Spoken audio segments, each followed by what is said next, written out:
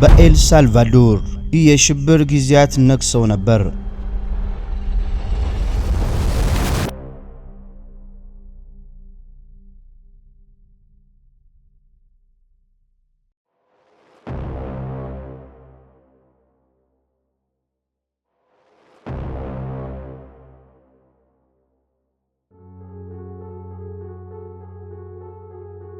የወንበዴዎች ጥላ ከተማዋን ሸፍኖ ማራ፣ ሳልቫትሩቻ እና ባሪዮ 18 የተባሉት ቡድኖች ዜጎች በሰላም እንዳይኖሩ አድርገዋቸዋል። መንግስትም ይህንን እኩይ ተግባር ለማስቆም ቆርጦ ተነሳ። ፕሬዝዳንት ናይብ ቡኬሌ ጽኑ እጅ ያለውን ጸረ ወንጀል ዘመቻ ይፋ አደረጉ። ሀገሪቷን ከዚህ ክፉ ነገር ለማላቀቅ ቃል ገቡ።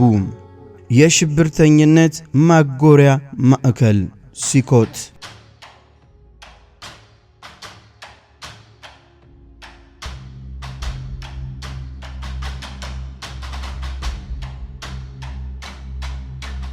ይህ ስያሜው ራሱ የሚያስፈራ እስከ 40,000 የሚደርሱ እስረኞችን መያዝ የሚችል ግዙፍ ማጎሪያ ነበር።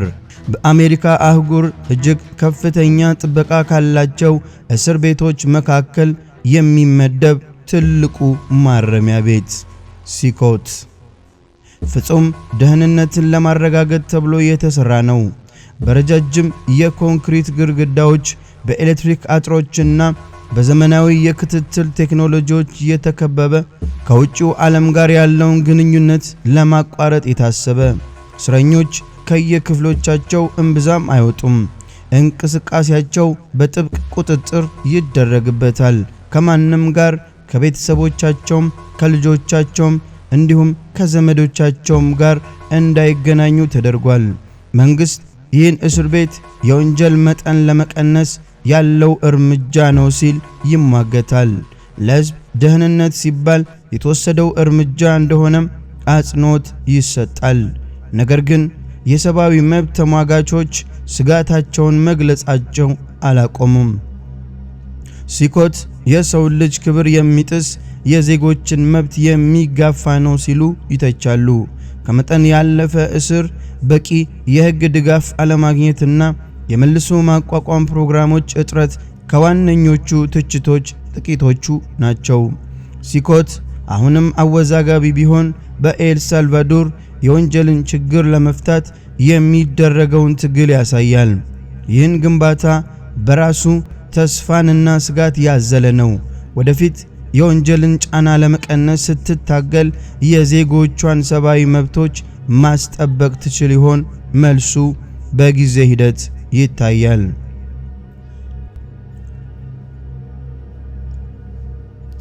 ፀሐይ በሳልቫዶር ላይ በርትታ ትፈነጥቅ ነበር። ምድር በግልጽ የወንበዴ ቡድኖች ቁጥጥር የተጎዳች። ዓመታት ኤምኤስ 13 እና ባሪዮ 18 በፍርሃት ነገሱ። ተጽዕኖአቸው ወደ እያንዳንዱ የህብረተሰብ ክፍል እየገባ ከዛ ናይብ ቡኬሌ መጣ። አንድ ወጣት ፕሬዝዳንት ጦርነትን ቃል የገቡ። ሀገሪቷን ለመመለስ የሚደረግ ትግል፣ በወንበዴዎች ላይ የሚደረግ ጦርነት ብለውታል። እና በልዩ ሁኔታ ጀመረ። ሰፊ የአስቸኳይ ጊዜ ስልጣን በመስጠት እና ከዚያም ሲኮት ከሳልቫዶር ምድር ተነሳ። አንድ ግዙፍ በኮንክሪትና በብረት የተሰራ በአይነ ህሊናችን ይታያቹ ለመያዝ የተገነባው አገሪቱን ያሰቃየው ሽብር፣ ይህ ሲኮት ነበር። የሽብርተኝነት ማጎሪያ ማዕከል፣ 40,000 እስረኞችን ለመያዝ የተነደፈ ሜጋ እስር ቤት። ሲኮት እስር ቤት የሚገኘው በሳልቫዶር በስተደቡብ ምስራቅ 74 ኪሎ ሜትር ወይም 46 ማይል ርቀት ላይ በምትገኘው በሳን ቪሴንቴ አውራጃ ውስጥ በምትገኘው ቴኮሉካ በተባለ ገጠር ነው። እስር ቤቱን ከማህበረሰቡ ከሚኖርበት መሃል ከተማ ለማራቅና ለጠያቂዎችም ለሌሎችም የውጭ ድጋፍ እድል ለመቀነስ ነው። ኤል ሳልቫዶር በአስከፊ የወንበዴዎች ወረርሽኝ ስትታመስ ነበር። በተለይም ማራ፣ ሳልቫትሩቻ፣ ኤምኤስ 13 እና ባሪዮ 18 የተባሉት ታጣቂ ቡድኖች ከፍተኛ ስጋት በመፍጠር የዜጎችን ደህንነት አደጋ ላይ ጥለው ነበር። እንዲህ ያለውን አሳሳቢ ሁኔታ ለመፍታት ፕሬዝዳንት ናይብ ቡኬሌ ጽኑ እርምጃዎችን የያዘ የጸረ ወንጀል ዘመቻ ይፋ አደረጉ። የዚህ የጸረ ወንጀል ዘመቻ ማዕከላዊ ክፍል ሆኖ የተገነባው የሽብርተኝነት ማጎሪያ ማዕከል ሲኮት ሲሆን ይህም እጅግ ከፍተኛ ጥበቃ የሚደረግለት እስር ቤት ነው። ሲኮት እስከ 40,000 የሚደርሱ እስረኞችን የመያዝ አቅም ያለው ሲሆን ይህም በአሜሪካ አህጉር ከሚገኙ ታላላቅ ማረሚያ ቤቶች መካከል አንዱ ያደርገዋል። የሲኮት ንድፍ እጅግ ጥብቅ የደህንነት ፕሮቶኮሎችን የሚያካትት ሲሆን ዓላማውም እስረኞችን ማግለልና ከውጭው ዓለም ጋር ያላቸውን ግንኙነት ማቋረጥ ነው። በእስር ቤቱ የሚካተቱት በኮንክሪት የታጠሩ ግድግዳዎችና የኤሌክትሪክ አጥር ወደ እስር ቤቱ የሚደረገውን ማንኛውንም አይነት ያልተፈቀደ መግባት ለመከላከል ታስቦ የተሰራ የላቁ የክትትል ስርዓቶች። በእስር ቤቱ ውስጥ የሚደረጉ እንቅስቃሴዎችን በሙሉ ለመከታተል የሚደረግ የላቀ ክትትል፣ የባዮሜትሪክ መለያ ቴክኖሎጂ፣ የእስረኞችን ማንነት ለማረጋገጥና እንቅስቃሴያቸውን ለመቆጣጠር ያለመ የተገደበ የመገናኛ አውታር፣ እስረኞች ከውጭው ዓለም ጋር የሚኖራቸውን ግንኙነት እጅግ በጣም የጠበቀ ነበር። ጥብቅ የውስጥ ደንቦች እስረኞችን ለመቆጣጠርና የእስር ቤቱን ስርዓት ለማስጠበቅ የሚረዱ ጥብቅ ደንቦች ተቀምጠዋል።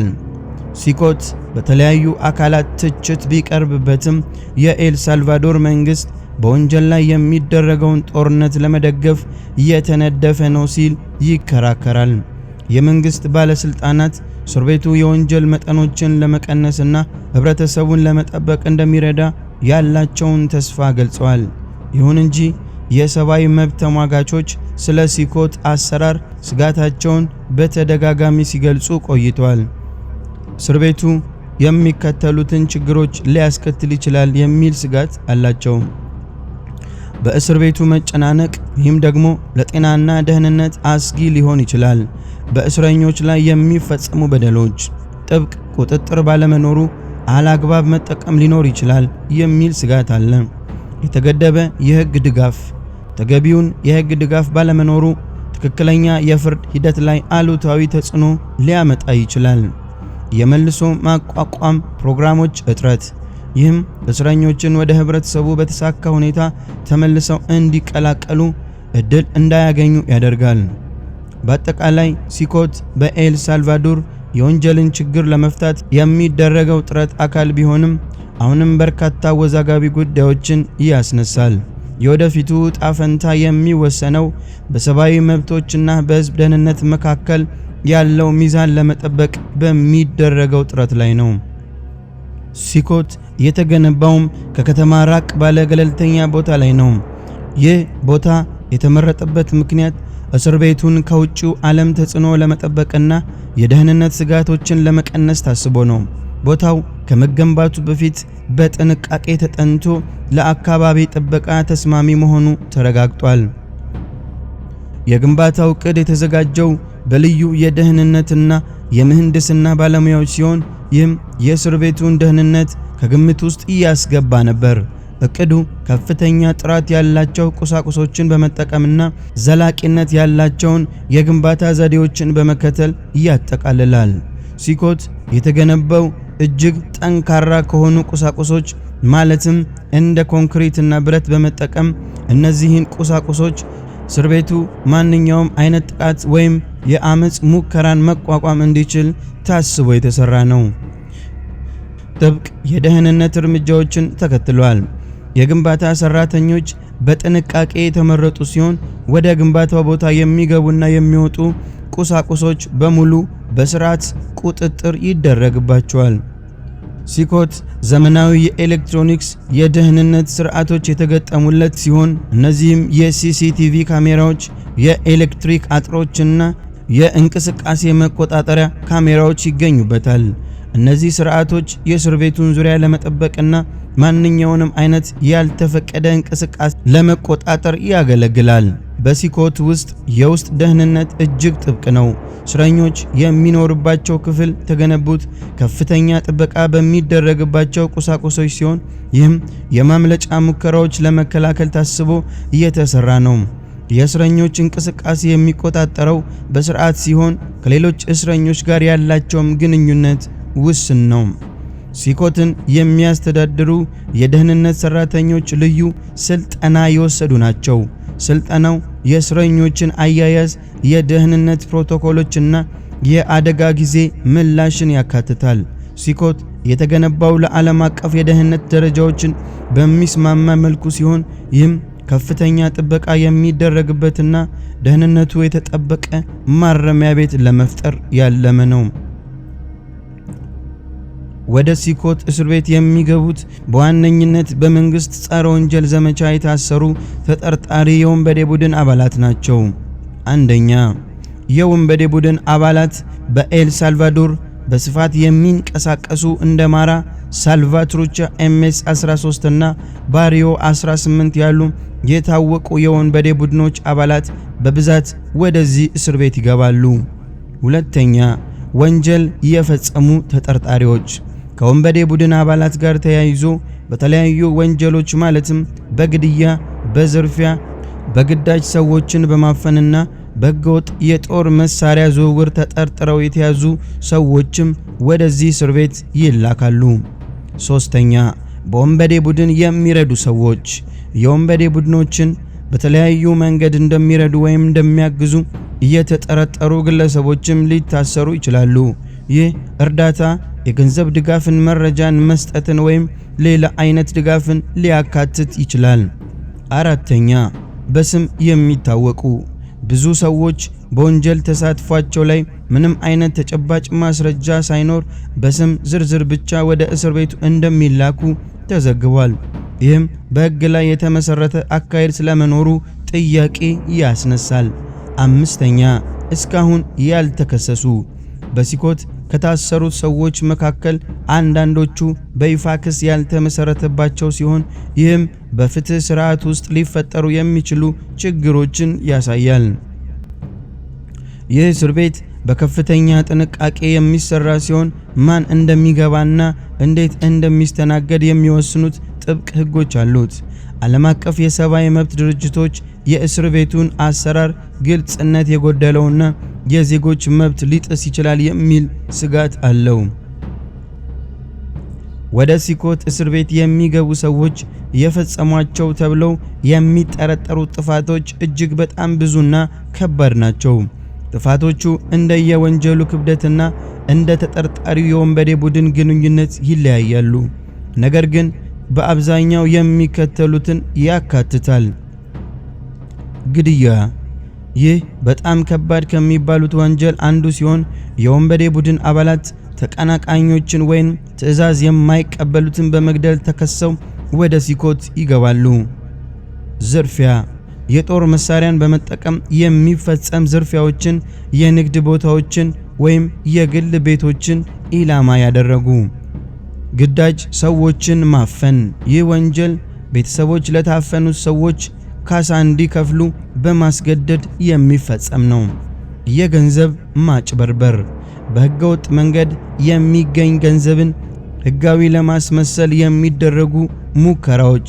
የወንበዴ ቡድኖች ከተለያዩ ወንጀሎች የሚያገኙትን ገንዘብ ለመደበቅና በኢኮኖሚ ውስጥ ለማስገባት ሲሞክሩ ይያዛሉ። የጦር መሳሪያ ዝውውር።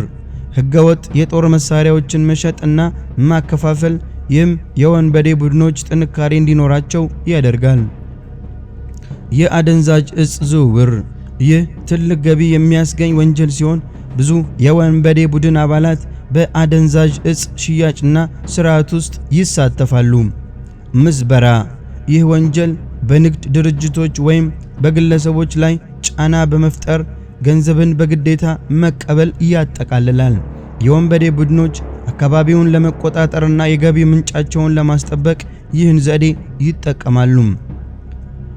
መንግስት የወንበዴ ቡድኖችን እንደ የሽብር ቡድኖች ስለሚቆጥር ከእነሱ ጋር ግንኙነት ያላቸው ሰዎችን በሽብርተኝነት ወንጀል ሊከሰሱ ይችላሉ።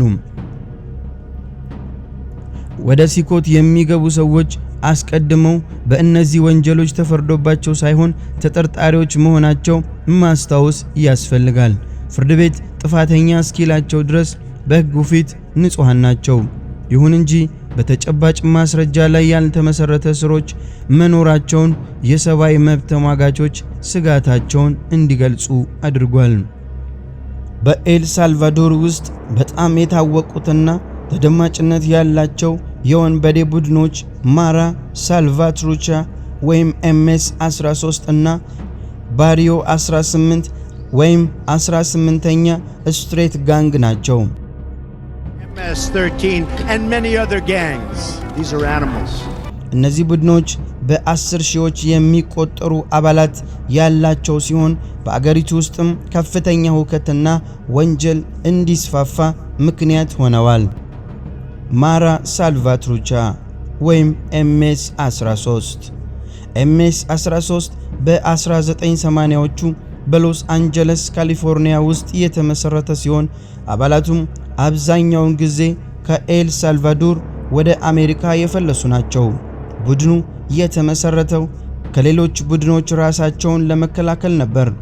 በ1990ዎቹ ብዙ አባላት ወደ ኤል ሳልቫዶር ከተመለሱ በኋላ MS-13 በኤል ሳልቫዶር ውስጥ መስፋፋት ጀመረ። MS-13 እንደ ግድያ፣ ዝርፊያ፣ የአደንዛዥ እጽ ዝውውር፣ ምዝበራና የጦር መሳሪያ ዝውውር በመሳሰሉት ወንጀሎች ውስጥ ይሳተፋሉ። MS-13 በአንዳንድ አካባቢዎች ከፍተኛ ቁጥጥር ያላቸው ሲሆን ነዋሪዎችን በማስፈራራትና በግዳጅ ገንዘብ እንዲከፍሉ በማድረግ ይታወቃል። MS-13 አባላት በሰውነታቸው ላይ ልዩ የሆነ ንቅሳት አሏቸው። ባሪዮ 18 18ኛ ስትሬት ጋንግ ባሪዮ 18 ከMS-13 ቀደም ብሎ የተመሰረተ ሲሆን መነሻውም ሎስ አንጀለስ ነው። ይህ ቡድን ከMS-13 ጋር ተመሳሳይ የሆነ እንቅስቃሴዎች አሉት። ባሪዮ 18 በግድያ፣ ዝርፊያ፣ የአደንዛዥ እጽ ዝውውር፣ ምዝበራና የጦር መሳሪያ ዝውውር ውስጥ ይሳተፋሉ። ልክ እንደ MS-13 ባሪዮ 18 በአንዳንድ አካባቢዎች ከፍተኛ ተጽዕኖ ያለው ሲሆን በአካባቢው ነዋሪዎች ላይ ፍርሃትን ይፈጥራል። ባሪዮ 18 አባላትም በሰውነታቸው ላይ ልዩ ንቅሳቶች አላቸው። በእነዚህ ቡድኖች ላይ የሚደረገው ጦርነት የኤል ሳልቫዶር መንግስት እነዚህን ቡድኖች ለማጥፋት ከፍተኛ ጥረት እያደረገ ሲሆን ይህም ከባድ የፖሊስ እርምጃዎችንና እስር ቤቶችን መገንባት ያካትታል። ይሁን እንጂ እነዚህ እርምጃዎችን የሰብአዊ መብት ጥሰቶች ሊያስከትሉ ይችላሉ የሚል ስጋቶች አሉ። እነዚህ ቡድኖች በኤል ሳልቫዶር ማህበረሰብ ላይ ከፍተኛ ተጽዕኖ አሳድረዋል። መንግስት የወንጀል መጠኖችን ለመቀነስ እየሰራም ቢሆን እነዚህን ቡድኖች ሙሉ ለሙሉ ማስወገድ ፈታኝ ነው። እዚህ እስር ቤት ላይ ገብቶ መለቀቅ የሚባል ነገር የለም። እንደ ኤሮፓውያን አቆጣጠር በ2023 የተከፈተው የሽብርተኝነት ማቆያ ማዕከል ሲኮት በመባል የሚታወቀው በዓለም ላይ ከፍተኛውን የግድያ መጠን የነበረባትን ሀገር እጅግ አደገኛ የሆኑ የወንበዴ ቡድን አባላትን ለማቆየት ተብሎ የተነደፈ ነው። እስረኞች ጎብኚዎችን መቀበል አይችሉም። እስረኞች ልጆቻቸውን፣ ሚስቶቻቸውን፣ ቤተሰቦቻቸውን በፍጹም ማየትም ሆነ መጠየቅም ፈጽሞ የተከለከለ ነው። ፍርድ ቤትም ቢሆን ችሎትም በዙም አማካኝነት ብቻ ይካሄዳሉ። ከእስር ቤቱ ዙሪያ በ1 ማይል ተኩል ራዲየስ ውስጥ የሞባይል ስልክ ምልክት ታግዷል። ይህም ማንኛውም መረጃ እንዳይወጣ ለማድረግና ባለስልጣናት 85% የሚሆነውን የሀገሪቱን ግዛት ይቆጣጠሩ የነበሩትን የወንበዴ ቡድኖችን ኃይል ለመግታት ያለመ ነው። ዛሬ ኤል ሳልቫዶር በምዕራቡ ንፍቀ ክበብ ዝቅተኛውን የነፍስ ግድያ መጠን አላት። እንደ አውሮፓውያን አቆጣጠር በ2022 ጀምሮ የኤል ሳልቫዶር ፕሬዝዳንት ናይብ ቡኬሌ የአስቸኳይ ጊዜ አዋጅ አወጁ። ይህም ፖሊስና ወታደሮች ማንኛውም የወንጀል ማስረጃ ሳይኖር በወንበዴ ቡድን ግንኙነት ጥርጣሬ ሰዎችን እንዲይዙ ስልጣን ሰጧቸው። የአስቸኳይ ጊዜ አዋጁ ከ80,000 በላይ ሰዎችን ወደ እስር ቤት እንዲገቡ ምክንያት ሆኗል። ይህም ኤል ሳልቫዶር በዓለም ላይ ከፍተኛውን የእስር መጠን ማለትም 2% ያላት ሀገር አድርጓታል። ነገር ግን ይህ እርምጃ ቡኬሌ ከ90% በላይ የድጋፍ ደረጃ አስገኝቶላቸዋል። ብዙ እስረኞች በመቶዎች ለሚቆጠሩ ዓመታት የሚቆይ እስር እየተቀጡ ሲሆን ሌሎቹ ደግሞ እስካሁን አልተፈረደባቸውም።